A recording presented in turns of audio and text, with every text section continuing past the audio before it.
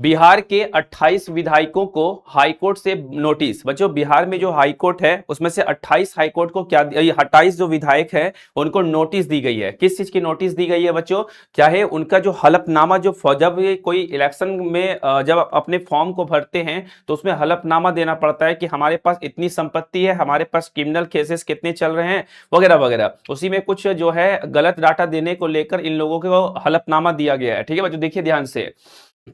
जैसे बच्चों हलफनामों में गलत जानकारी देने के आरोप पर अदालत सख्त हो गई है। जैसे बच्चों यह प्रमुख आरोप हैं, आपराधिक इतिहास छुपाए हैं, अगर उनके ऊपर कोई भी क्रिमिनल का केसेस चल रहा है तो उसको छुपाए हैं, या कहीं भी बच्चों उनके ऊपर कोई केस चल रहा है उसको छुपाए हैं। दूसरा, संपत्ति का सही ब्यौरा नहीं दिए हैं। मान लीजिए बच्चों किसी नेता के पास 100 करोड़ की संपत्ति है, लेकिन वो बता रहे हैं क्या मेरे पास 10,000 रुपया, मतलब यहाँ पर बता रहे हैं, तो संपत्ति को छुपाने को लेकर भी ये किया गया है। दूसरा बच्चों, अरे क्या लिख रहे हैं, प्रतिमा पास सैटरडे का पीडीएफ नहीं मिला है। किस चीज का? पेड बैच का पीडीएफ नहीं मिला है या फिर वाईटी का पीडीएफ तो मैं डाल दिया हूं अविनाश रॉय सर टेलीग्राम पे, इस पे सर्च कीजिएगा मिल जाएगा। ठीक है। उसके बच्चों क्या है, मतदान में गड़बड़ी की गई है, मतदान में गड़बड़ी की गई, मतगणना में अनियमितता हुई है, इनके खिलाफ भी याचिका है। विधानसभा अध्यक्ष प्रेम कुमार, सबसे इंपॉर्टेंट है बच्चों, प्रेम कुमार जो विधानसभा के अध्यक्ष है। बिहार दरोगा में इस बार क्वेश्चन भी आया था, who is the current speaker of the Vidhan Sabha Bihar? Prem Kumar. Prem Kumar के खिलाफ भी बच्चों है, सबसे इंपॉर्टेंट बात बच्चों है ना।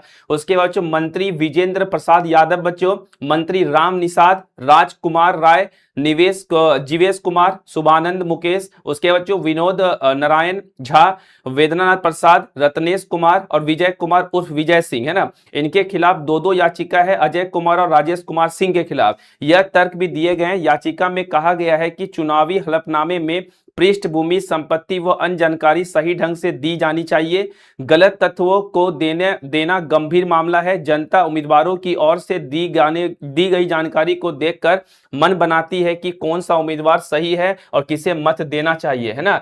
और इन्हें जो 10 अन्य विधायकों को खिलाफ दायर अर्जी पर सुनवाई चल रही है, इन्हें भेजा गया है नोटिस। तो चुनाव लड़ने जाते हैं, हलफनामा छुपा लेते हैं। सबसे इंपॉर्टेंट बात यहां पर यह है बच्चों, इस हलफनामे में मैं डायरेक्टली जो है किसी को गलती दूंगा, वो गलती दूंगा इलेक्शन कमीशन ऑफ इंडिया का, है ना। विधानसभा का चुनाव कौन करवाते हैं बच्चों? निर्वाचन आयोग भारत वाला, इलेक्शन कमीशन ऑफ इंडिया करवाती है। आप कर क्या रहे थे जब दस्तावेज आपको दिया गया था?